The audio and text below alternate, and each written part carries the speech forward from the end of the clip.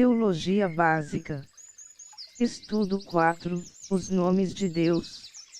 A análise de alguns nomes com que Deus é chamado na Bíblia serve como revelação adicional do caráter de Deus. Além disso, o uso do nome do Senhor sempre foi visto com muita reverência. Invocar o nome do Senhor era o mesmo que adorá-lo. Gênesis 21, 33. Usar seu nome em vão era desonrá-lo. Êxodo 20, 7. Assim, percebemos que podemos aprender sobre o caráter e sobre o relacionamento com Deus por meio do estudo de nomes aplicados a Ele nas Escrituras. Elohim. O termo hebraico Elohim é utilizado para se referir à divindade geral e significa que Deus é o forte, o líder poderoso, a divindade suprema. Geralmente é traduzido na nossa Bíblia como Deus. É interessante notar que Elohim é empregado na forma plural. A terminação Aim é usada para indicar o plural em hebraico, assim como a letra S na língua portuguesa. Existem várias possíveis razões para isso, mas a mais provável é que o plural, nesse caso, tenha a intenção de enaltecer o poder de Deus. Isso é conhecido como plural de majestade. Esse uso fica claro ao notar-se que os verbos, adjetivos e pronomes ligados a Elohim no AT aparecem na forma singular, evidenciando não se tratar de vários deuses e sim de um Deus todo-poderoso. Algumas implicações surgem do uso do nome Elohim aplicado a Deus. A soberania de Deus, DT 10, 17, JR 32, 27, b. A ação de Deus como o Criador, GN 1, IS 45, 18, GN 9, c. O juízo de Deus, SL 50, 6, 58.11. D. As obras poderosas de Deus em favor de Israel, SL 68, 7-8. Algumas derivações desse nome também servem para nos revelar mais um pouco de Deus. El Shaddai traz a ideia do Deus Todo-Poderoso assentado sobre uma montanha. Assim Deus se apresentou aos patriarcas, Gênesis 17, 1, e 6, 3, SL 91, 1-2, b. El Elyon significa Deus Altíssimo e enfatiza a força, a soberania e a supremacia de Deus, Gênesis 14, 19, c. El Olam significa Deus eterno e aponta para a imutabilidade de Deus, Gênesis 21, 33, d. El Roi significa Deus que se vê, Gênesis 16, 13 e 14. Agar o chamou assim quando Deus falou com ela antes do nascimento de Ismael. B. Yahweh. Esse nome também é conhecido por Jeová.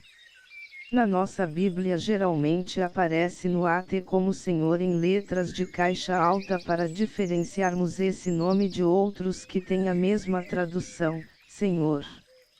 É também traduzido como Eu Sou e significa que Deus é autoexistente. Apesar de várias pessoas no início do AT tratarem Deus por esse nome, somente a Moisés foi dado conhecer seu sentido mais profundo quando Deus se apresentou como Eu Sou o que Eu Sou, Êxodo 3, 14. Yahweh era o nome pessoal de Deus pelo qual era conhecido por Israel. Depois do exílio, foi considerado um nome sagrado e não era mais pronunciado. Em lugar dele era usado Adonai. Algumas implicações surgem do uso do nome Yahweh.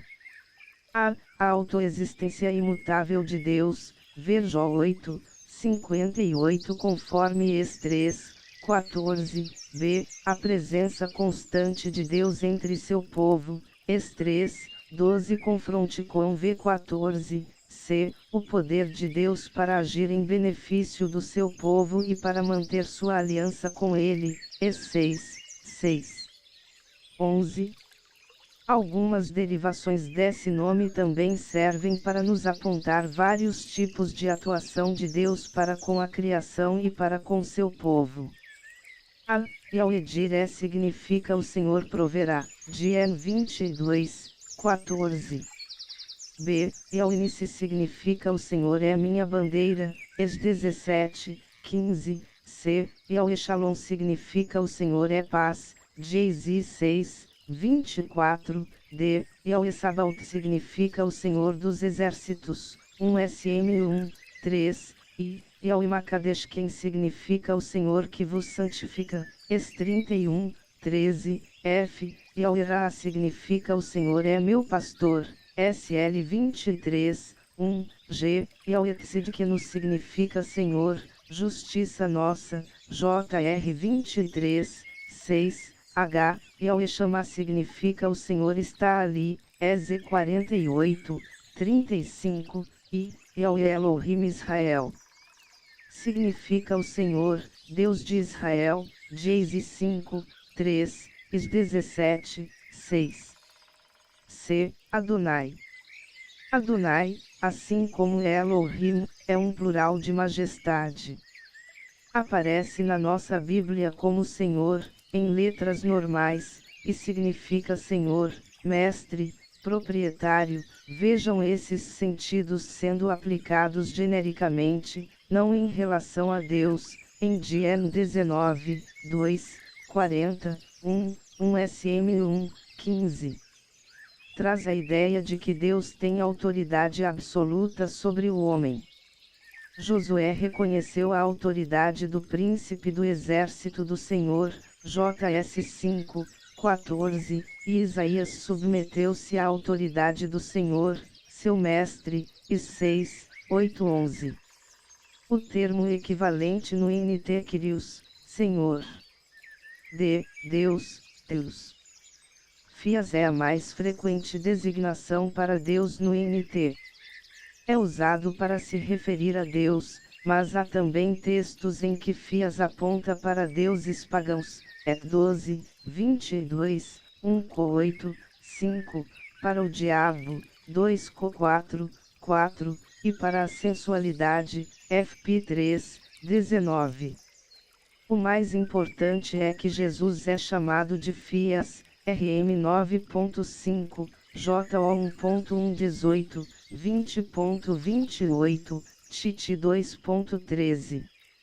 Algumas implicações são: A. Ele é o único Deus verdadeiro, MT 23, 9, RM 3, 30, 1 TM 2, 5. B. Ele é inigualável, 1 TM 1, 17, MT 6, 24. C. Ele é transcendente, ET 17, 24, HB 3, 4, AP 10, 6. D. Ele é o Salvador, 1 TM 1, 1, 2, 3, 4, 10. E, Senhor, Kyrios.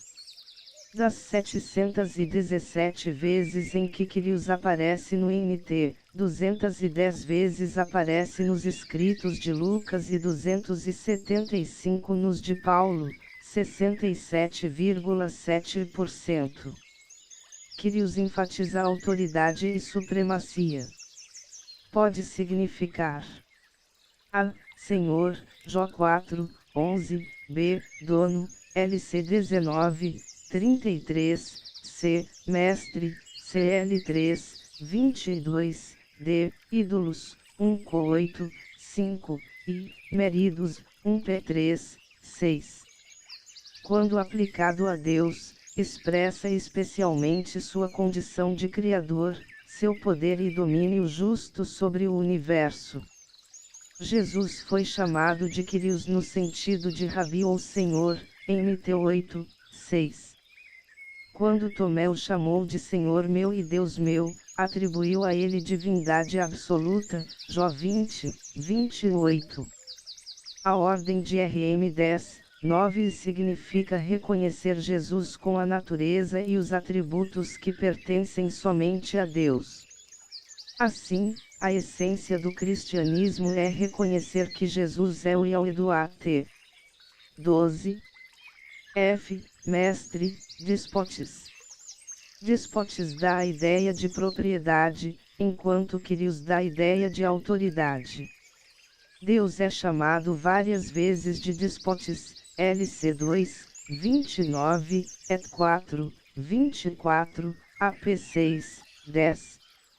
Jesus é chamado de despotes duas vezes, 2P2, 1, JD 4. G. Pai.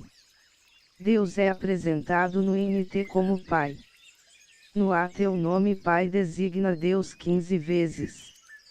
No NT isso acontece 245 vezes. As atuações de Deus ressaltadas pelo nome Pai demonstram que Ele dá a graça e paz, F1, 2, 1 TS 1, B, boas dádivas, TD 1, 7, C, mandamentos, 2 Jó 4, D, respostas de oração, F2, 18, 1 TS 3, 11.